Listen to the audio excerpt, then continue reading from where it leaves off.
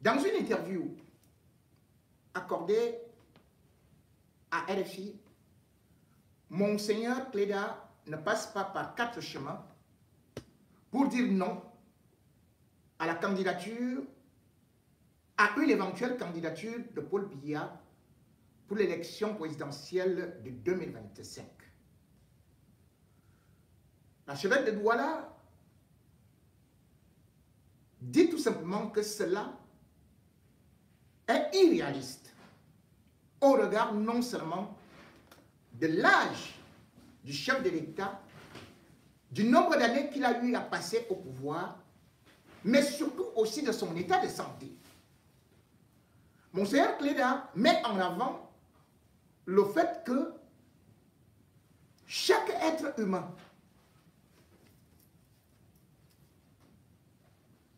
finit par partir, finit par mourir, et que l'âge est un handicap pour le pouvoir.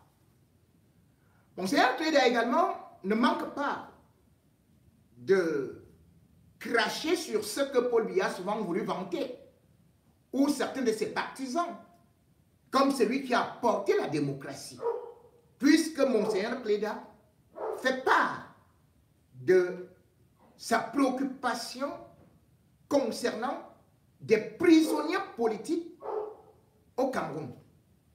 Monseigneur Cléda dit effectivement qu'on ne peut pas parler de démocratie et mettre des gens en prison par rapport à leurs idées. Le régime du RDPC a toujours nié cette évidence. Et pourtant, on a beau leur demander qu'est-ce que Bibou Nissak a donc fait, qu'est-ce que le professeur Foguet a fait, ou encore plusieurs militants du MRC, et même des journalistes, ont souvent fait pour se retrouver en prison dans un pays qui vante être un pays démocratique. Monseigneur Cléda demande donc la libération de ces prisonniers. Bien évidemment, c'est un discours qui ne va pas passer dans les oreilles ou encore passer tout simplement inaperçu auprès du régime. On va nous monter dans les jours qui viennent des histoires rocambolesques par rapport à Monseigneur Cléda, qu'il veut déstabiliser le pays, qu'il est en train d'acheter des armes, qu'il est en train certainement d'être le complice de l'Occident, qu'il est parti parler dans une radio impérialiste, qu'il est juste celui-là qui nourrit Boko Haram. La sortie de Monseigneur Cléda est importante dans la mesure où l'Église catholique, de plus en plus, qui a eu à se compromettre, ne parvient plus à prendre position. Mais 2025 s'annonce comme autre chose. Déjà en 2018, Monseigneur Cléda était l'un des rares à demander au président Paul Biya de ne plus se représenter. Mais Paul Biya ne l'a pas écouté. Il s'est représenté. Et bien sûr que les conséquences aujourd'hui sont là. Dans la mesure où le Cameroun n'a pas évolué, dans la mesure où il n'y a pas eu un seul conseil des ministres, dans la mesure où on a beaucoup plus passé le temps à discuter sur Paul Biya, est-ce qu'il est vivant, est-ce qu'il est mort? Où est donc passé Paul Biya? Dans la mesure où les apparitions de Paul Biya ont souvent été comme les arrivées de Jésus-Christ ou alors la résurrection de Jésus-Christ. Bref, Paul Biya n'a pas assuré pendant le septennat les missions d'un chef d'État. Paul Biya n'a pas fait le moindre déplacement dans l'une des 10 régions.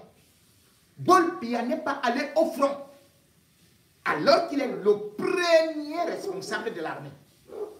Paul Biya n'a fait que quelques petites apparitions à l'étranger et par la suite hospitalisé et accueilli comme quelqu'un qui, par miracle, a réussi à échapper à la mort. Jusqu'à quand ce théâtre-là?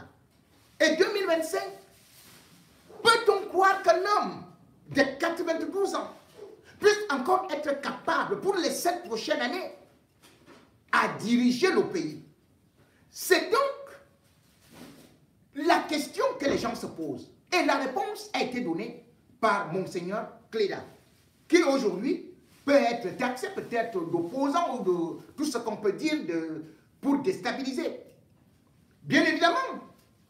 Et il y a quelque chose qui est beaucoup surprenant. C'est que pour la première fois, Monseigneur Jean Baraga, dans sa liturgie de Noël, a aussi fait dans la politique.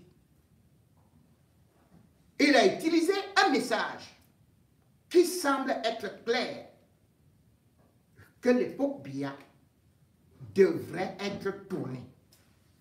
Même s'il n'a pas eu à être beaucoup plus direct, mais devant son auditoire, le prélat a tenu un discours qui, pour la première fois,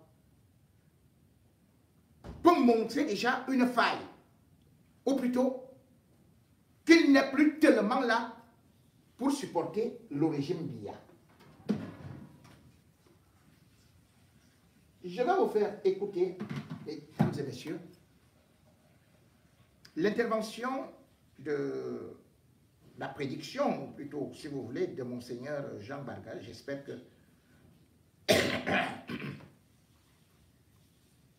tel que relaté par nos confrères d'Equinox. Excusez-moi, je vous ai dit que j'ai attrapé froid et tout ça. Allez. Monseigneur Jean Baraga sera quelque part ici. Voilà. C'est le compte rendu d'Equinox. 2024 est célébré dans des circonstances particulières. À l'invitation du Saint-Père, l'Église va célébrer dans quelques jours l'année jubilaire 2025. Mais spécialement au Cameroun, 2025 sera une année électorale. L'archevêque métropolitain de Yaoundé invite le peuple à prendre ses responsabilités.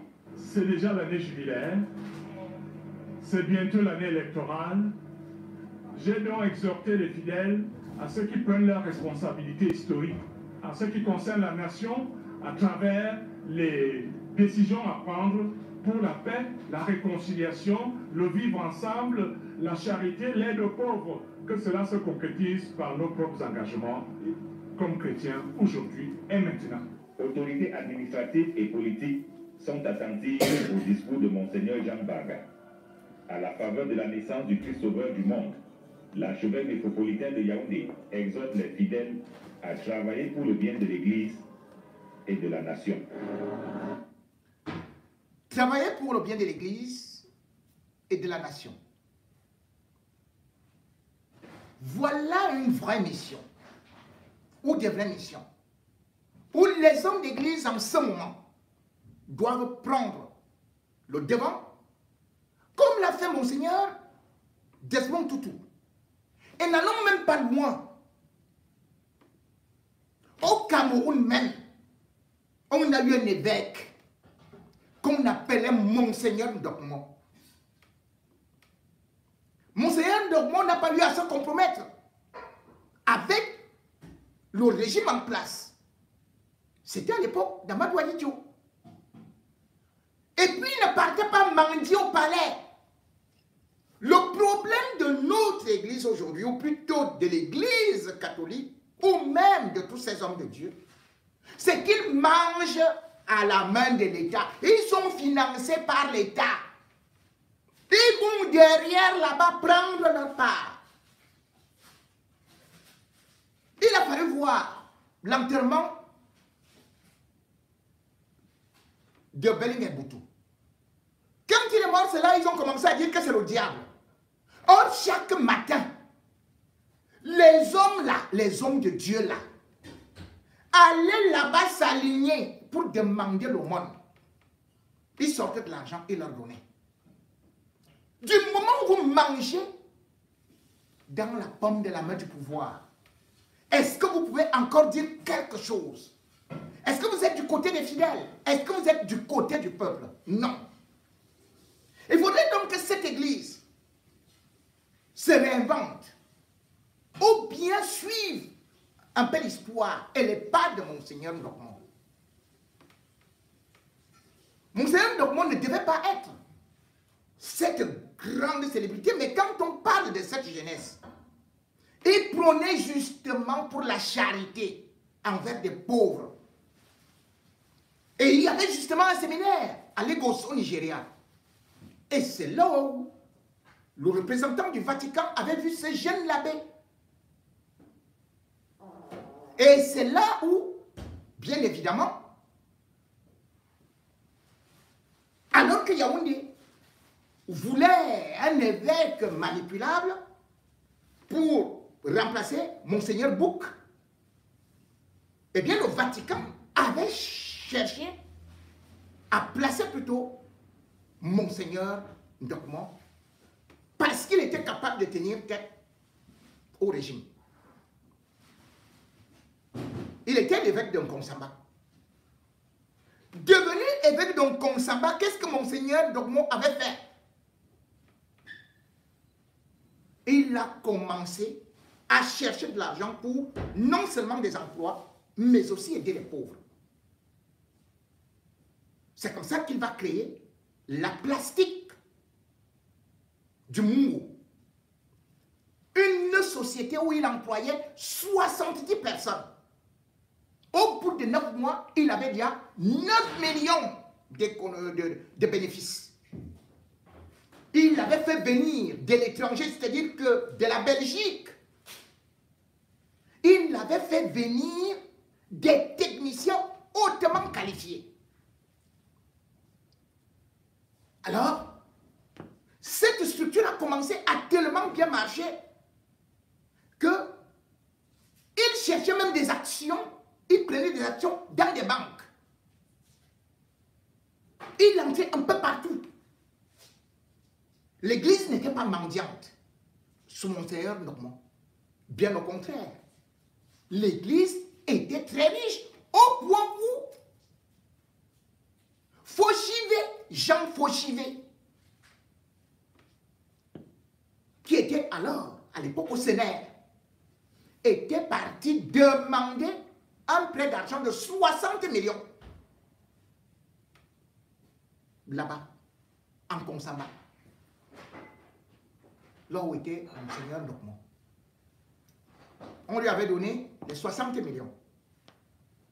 Quand on lui demande de rembourser, Jean Fauchivé commence à accuser Monseigneur Ndokmo d'être un terroriste, de financer l'UPC, de vouloir faire un coup d'État contre Amadou Ahidjo.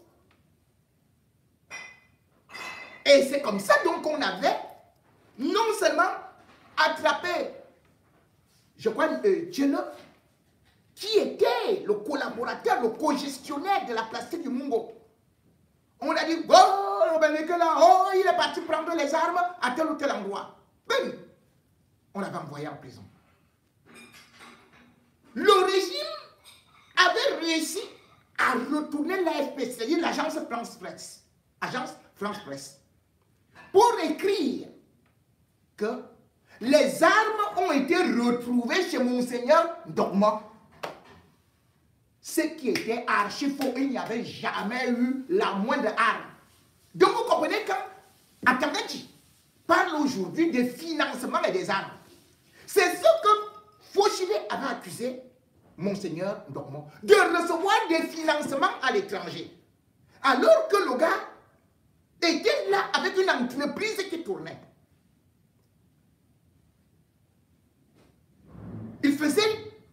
Et il était en train de créer non seulement un organisme de sécurité sociale pour tous les diocèses du Cameroun, mais surtout il installait quelque chose où il devait même produire des livres, des manuels scolaires pour les pauvres, pour les enfants.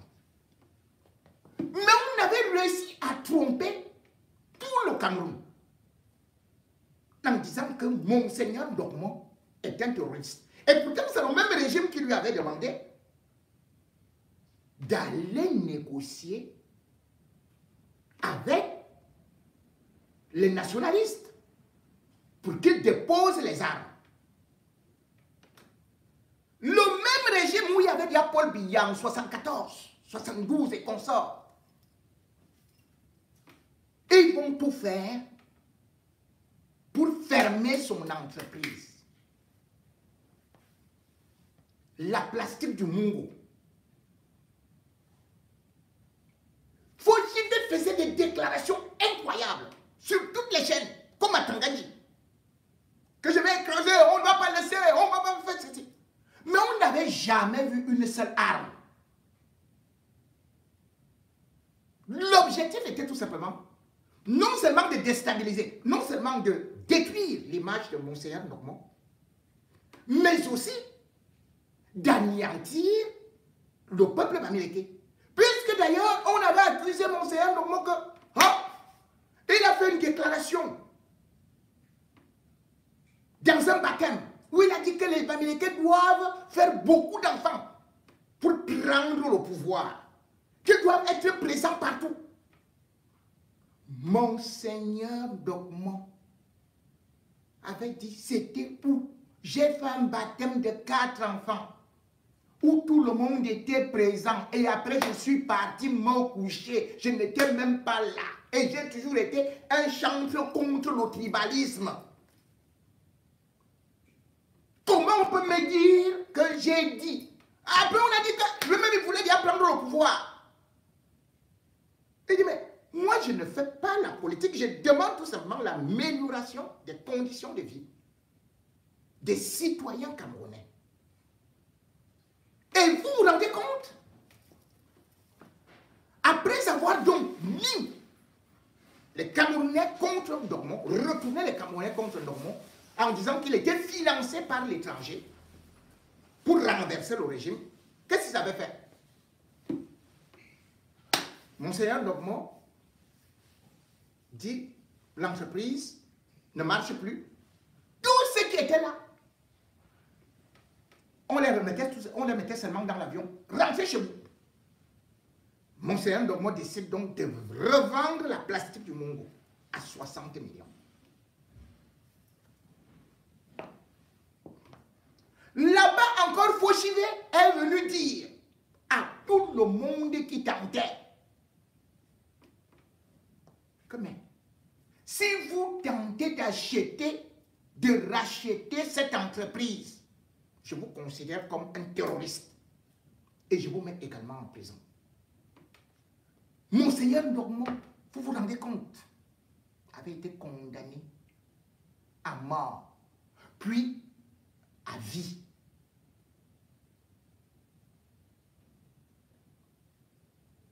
Et avec l'intervention du Vatican, on avait dit, on va le replacer en rééducation au Grand Nord. C'est là-bas où il doit aller. C'est-à-dire qu'on nous a fait croire que c'était un fou. Qu'on le place en rééducation.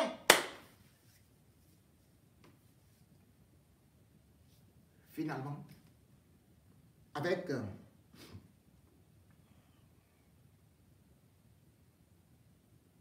une ONG, vous comprenez pourquoi est-ce que le régime n'aime pas les ONG. C'était Transparency International du Canada qui avait tout négocié pour que Monseigneur Normand quitte le Cameroun.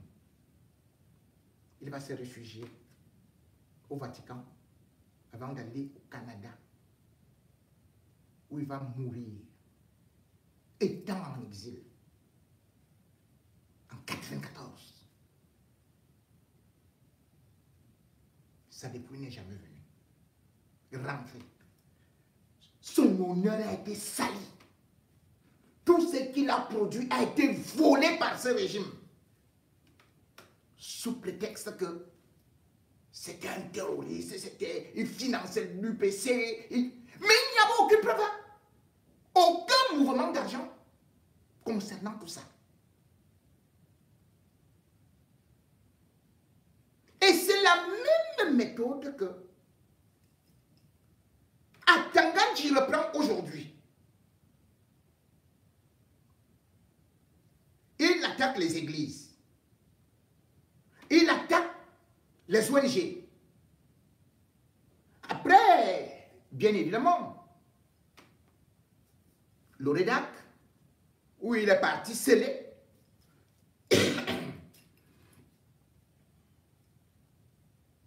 Kandji multiplie des sorties et des discours enflammés.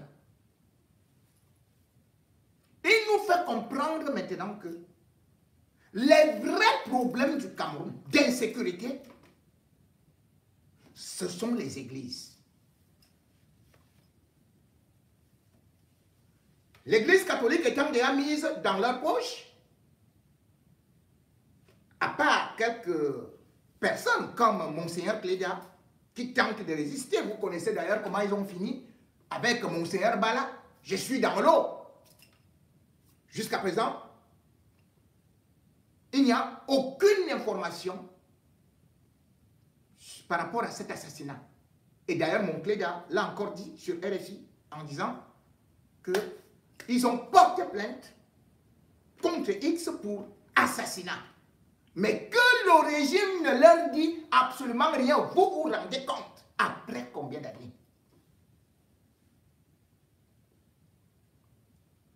Au lieu donc de rechercher les criminels qui ont assassiné Monseigneur Benoît Bala, au lieu de nous dire où se trouvent ceux qui ont assassiné le père Angel Berben, au lieu de nous parler ou de nous confirmer ou de nous donner des explications sur ceux qui ont assassiné Monseigneur Plumet depuis 1991. Au lieu de nous parler des assassins des 3 sœurs de Doum, au lieu de nous parler des assassins de Monseigneur Kounou, au lieu de nous parler des assassinats de l'abbé Noir en pleine ambassade du Cameroun à New York. Le régime Biya nous dit que non. Ce sont plutôt les pasteurs qui sont devenus dangereux. C'est-à-dire qu'ils sont partis assassiner tout un pasteur là-bas à l'université à Yaoundé, devant sa femme. Mais ils viennent nous dire que le problème qui est actuellement au Cameroun, c'est que l'argent entre par les églises. Et ces églises éveillées doivent donc certainement alimenter, comme les ONG,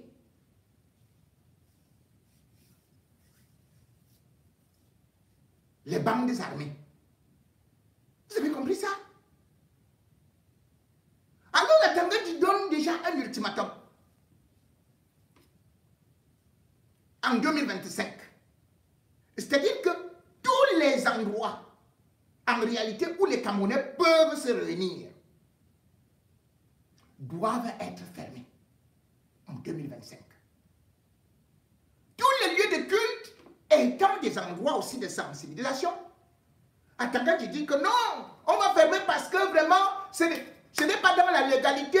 Le rédac aussi, bon, c'est comme une église éveillée, on doit fermer puisque là-bas, oui.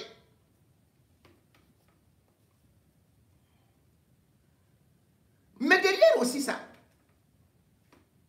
il y a des combats de clans.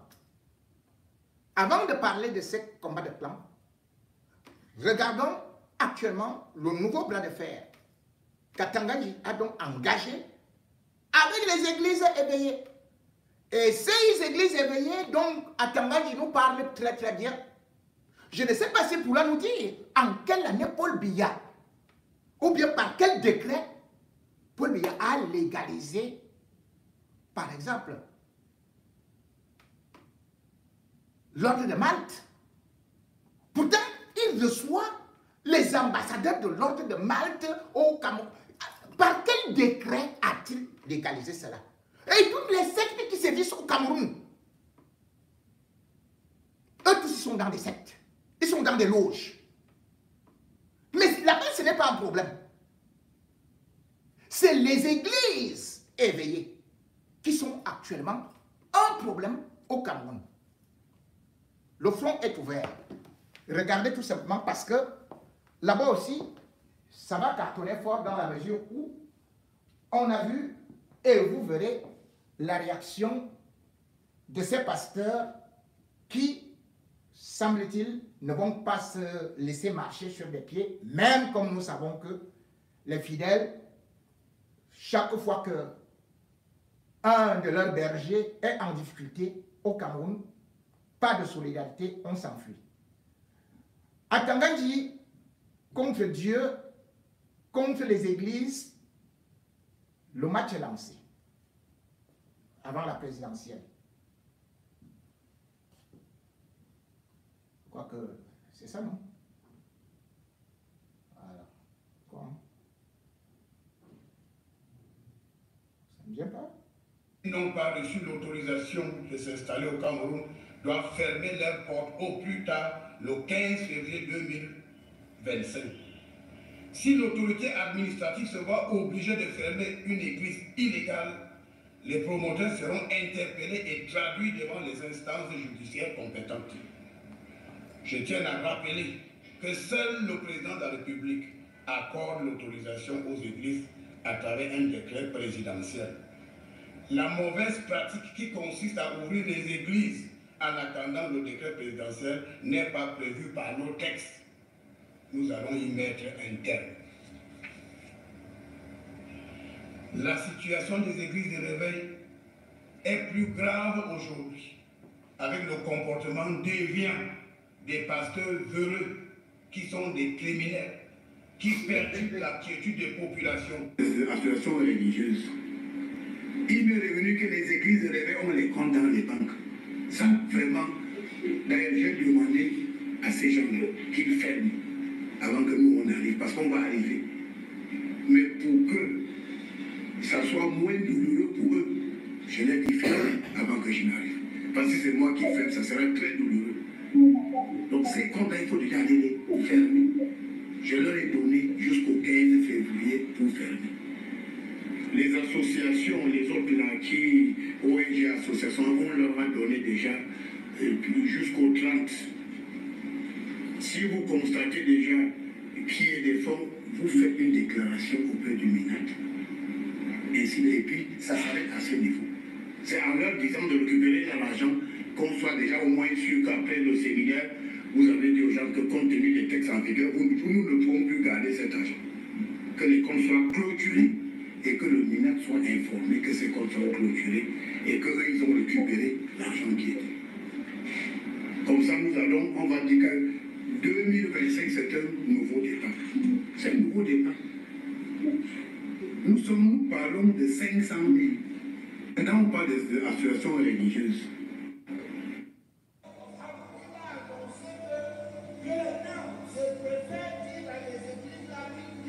Réponse.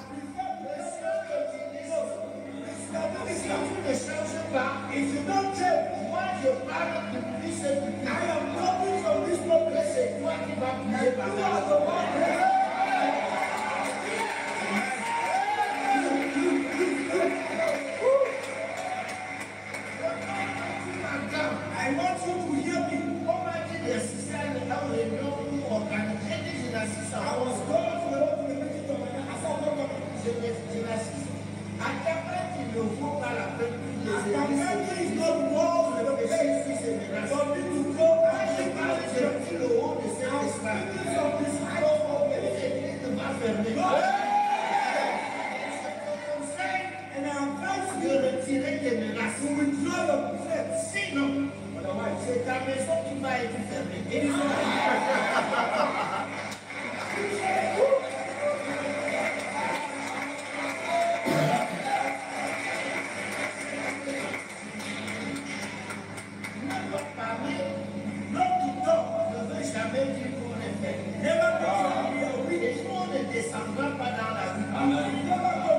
Parce que toi, tu ne vaux pas la peine que mon Dieu soit là. Si tu ne retires pas tes messages,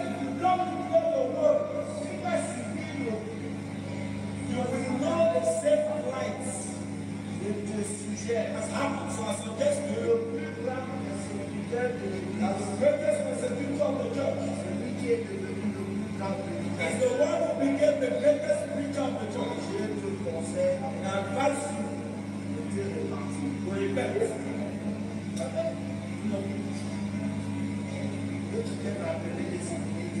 I may remind sad memories. That's why mon pasteur réservait la salle à la Sainte-Messe. I sent one of my pastors to reserve the hall in Sainte-Messe. On peut faire notre conférence. That we want to do our conference. On avait l'habitude à faire. We used to make it there. Le directeur général lui-même, managing director himself, il a dit à mon pasteur, he told to my pastor, je n'ai pas conçu ma salle pour les églises. I didn't build my hall for churches. Vous savez, il y a des gens qui écrivent beaucoup quelqu'un qui ne devrait pas. Donc, there are people who should not be praying. 2 weeks later, there was a problem.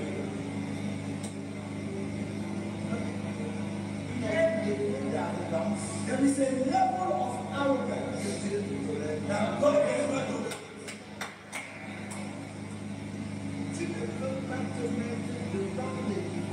You cannot stand in front of a light. On est en train d'exorciser à Tanganyika.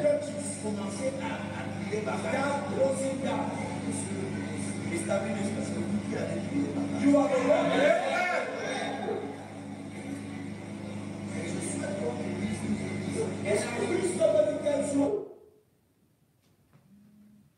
Merci.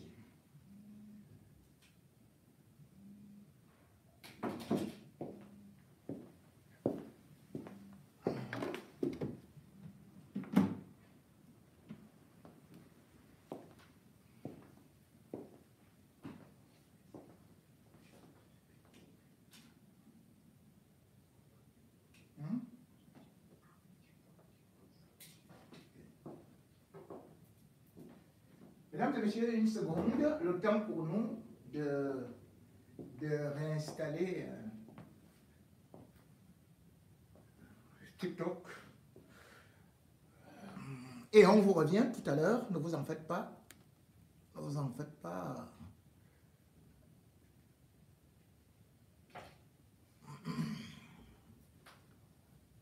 Ah oui.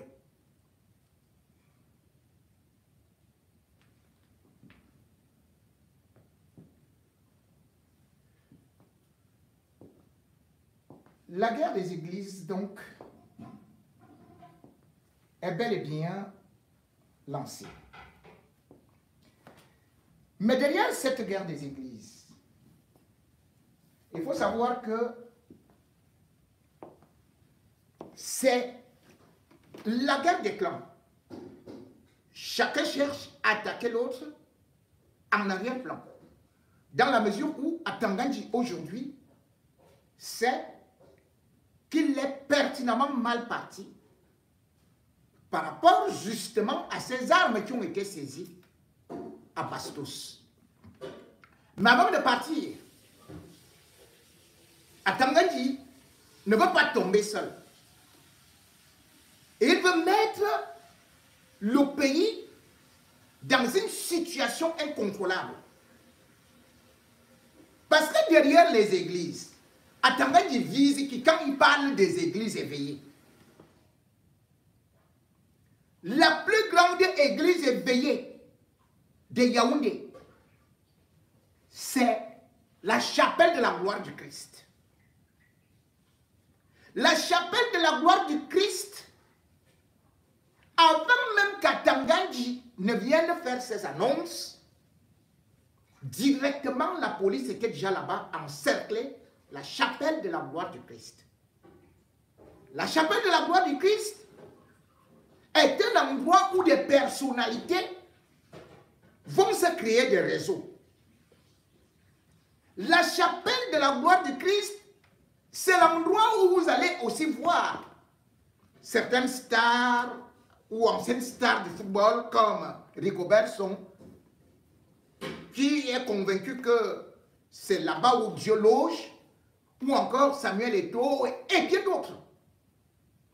même des femmes qui veulent gagner des marchés ou veulent gagner ceci et cela, elles passent par la chapelle de la gloire du Christ. Et la chapelle de la gloire du Christ est une église éveillée qui vient aussi du Gabon et qui est venue avec cette église au Cameroun avant que Baboké ne devienne le grand maître. Eh bien, il faut savoir que c'est Samba. Samba qui était, bien sûr, ou qui reste proche et qui est très proche de Chantal Biya. Et d'ailleurs, Baboké lui-même, c'est qui? Baboké est le frère de Chantal Biya. Ils ont grandi ensemble.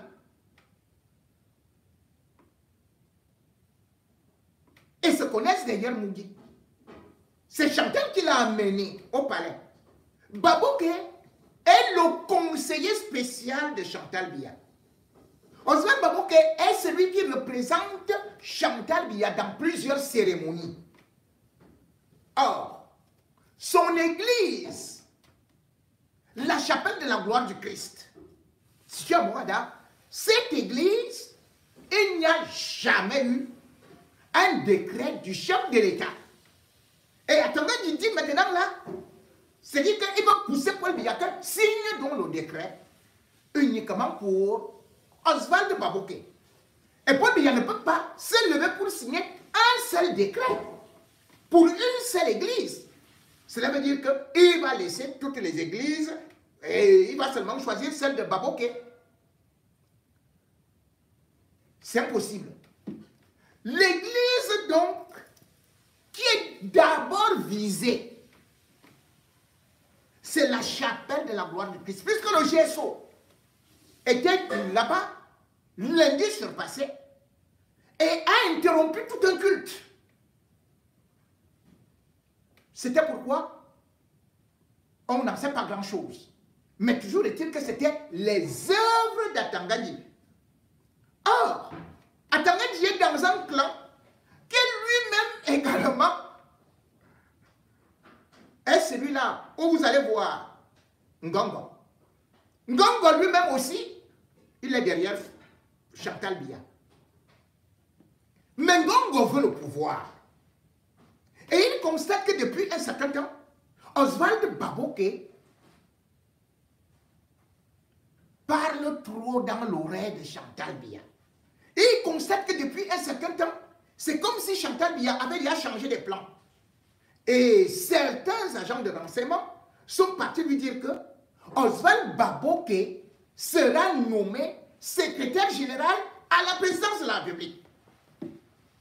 Alors, Ferdinand Ngongo a dit, comme il veut cette place-là, ma place, et comme ils disent maintenant que moi je dois être grillé, je vais d'abord aussi le griller. Il l'attaque donc par derrière, puisque l'un des bras armés de Ngongo, c'est qui? C'est Atangani.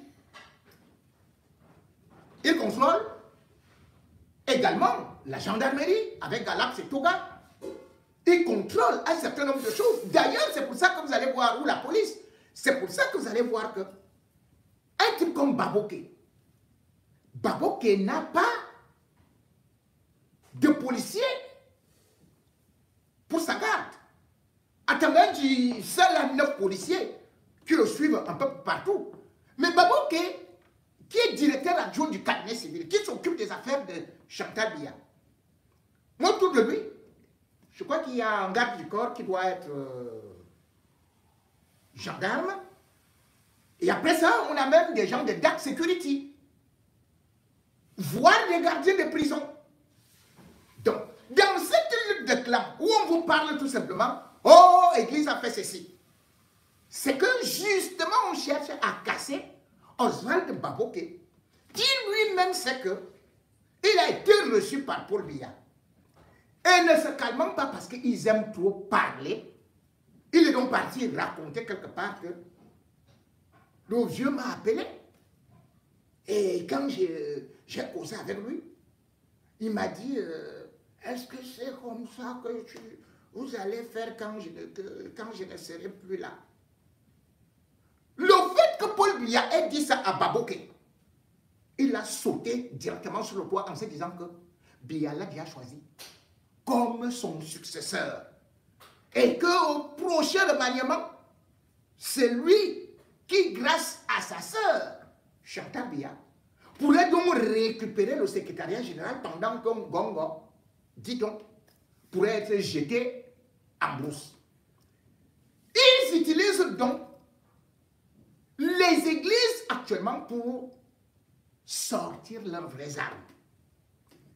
C'est la lutte des clans qui a commencé. Ces gens ne veulent pas qu'on aille dans une élection parce qu'eux aussi sont impopulaires et des grands voleurs et manipulateurs.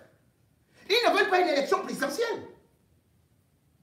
Ils savent que la succession doit se faire au gré à gré et selon la volonté de Chantal Biya. Or, Chantal Biya joue de deux côtés. Elle est du côté de Zababoké, elle est du côté de Ngongo. Sans pourtant oublier qu'il y a aussi un autre clan qui est juste un peu diminué, mais qui est toujours là, c'est-à-dire que le clan Vondayolo, qui est aussi avec le ministre Laurent Esso, même si aujourd'hui, le patron de leur réseau, à savoir Amougou Belinga, est en prison. Dans cette lutte de clans, donc, on vient subitement vous sortir des explications comme quoi c'est les églises éveillées qui constituent maintenant un problème de sécurité au Cameroun. Ces églises ont toujours existé. Et d'ailleurs, l'église catholique est-elle sainte? L'église protestante est-elle la meilleure? Toutes ces églises ont leurs défauts et sont aussi des commerçants. Si on dit maintenant qu'on ne sait pas, oh, on est surpris que les églises éveillées aient des comptes en banque. Mais attendez, cela veut dire donc que si vous avez un compte en banque, cela veut dire que vous ne faites pas le blanchiment. Il fallait plutôt dire qu'on est parti chercher, trouver telle somme d'argent cachée, peut-être dans une tasse de communion de l'église ou bien sous le matelas d'un pasteur et tout et tout. Mais si vous dites qu'une église a des comptes bancaires, même les associations ont des comptes. Toutes les associations sont contraintes à avoir des comptes bancaires pour plus de transparence. On ne peut donc pas nous dire que ce n'est pas possible. Les églises ont des comptes bancaires. Mais comment on fait? Comment les églises font pour construire les bâtiments? Et donc les églises ne les reçoivent plus. Et l'église catholique alors? Comment elle fait pour avoir les cathédrales? Comment les prêtres font pour avoir les grosses voitures? Donc, ils n'ont pas de compte bancaire. Mais ils achètent ces grosses voitures comment? Comment ils font pour payer leur personnel? Quand on connaît par exemple que beaucoup d'établissements scolaires ou même universitaires catholiques, il y a des employés qui sont normalement payés et qui reçoivent des virements. Ces églises-là n'ont pas de compte bancaire. Donc maintenant, c'est devenu un péché au Cameroun d'avoir un compte bancaire dans une église.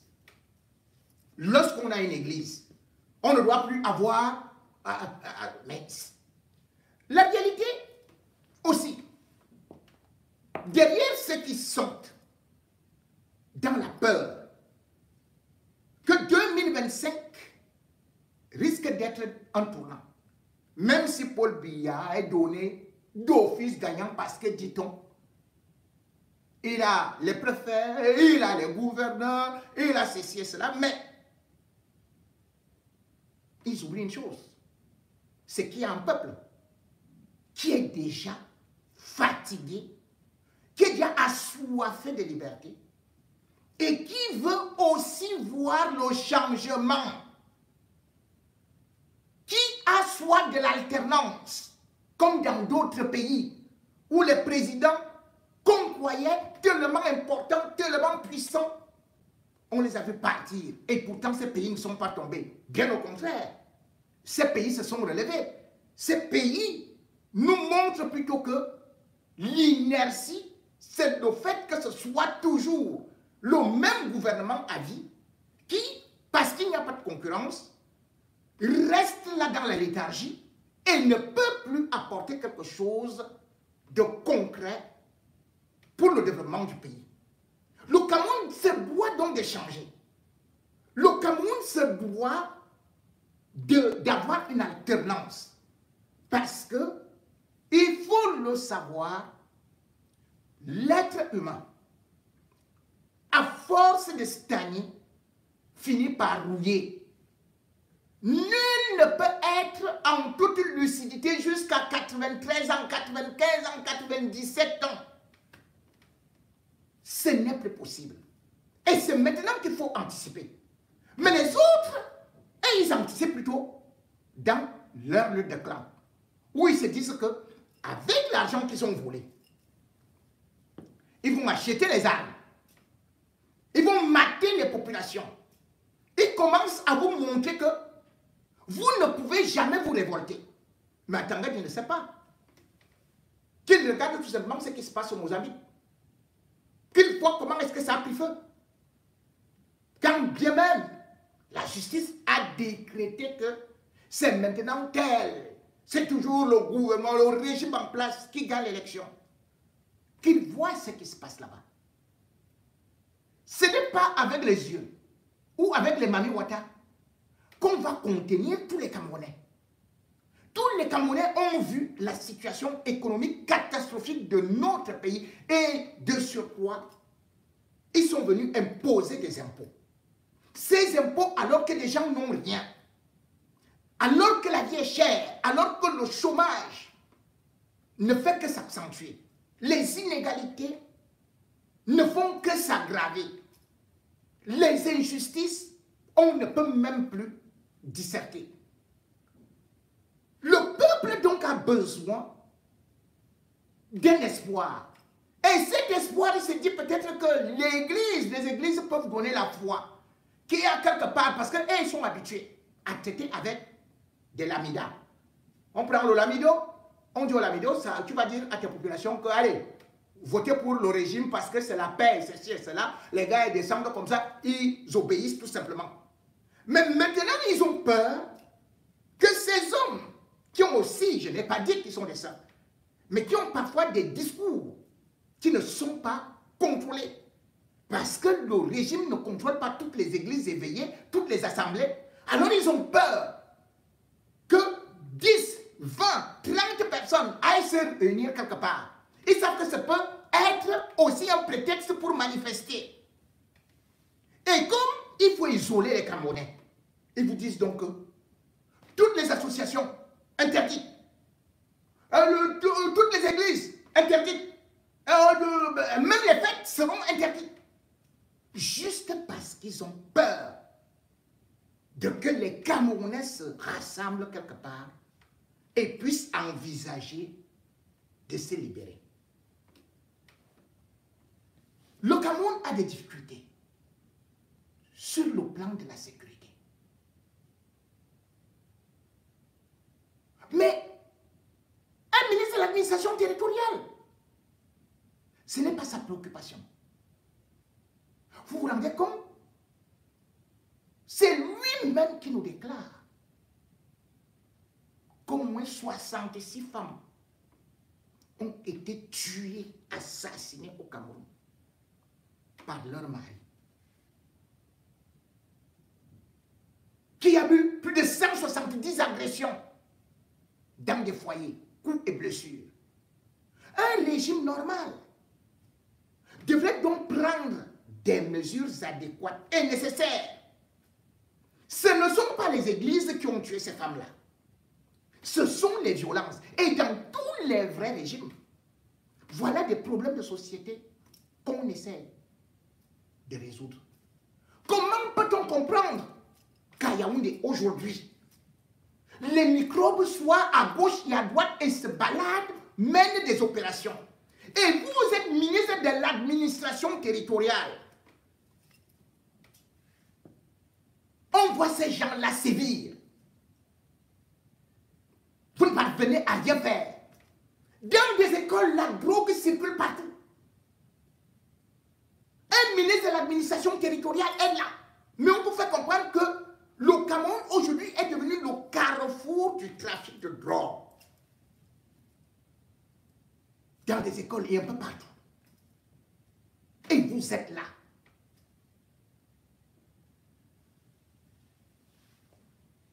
Et quand on parle de ça, Atanganji d'ailleurs compte sur les préfets, les gouverneurs, soit disant que c'est eux qui vont mettre la sécurité. Mais en fait, certains sont même plongés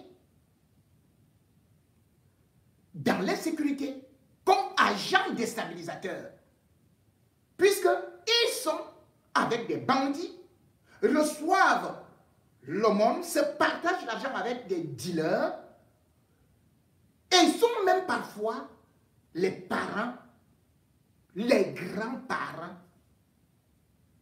des microbes. Tel est le cas du gouverneur du littoral.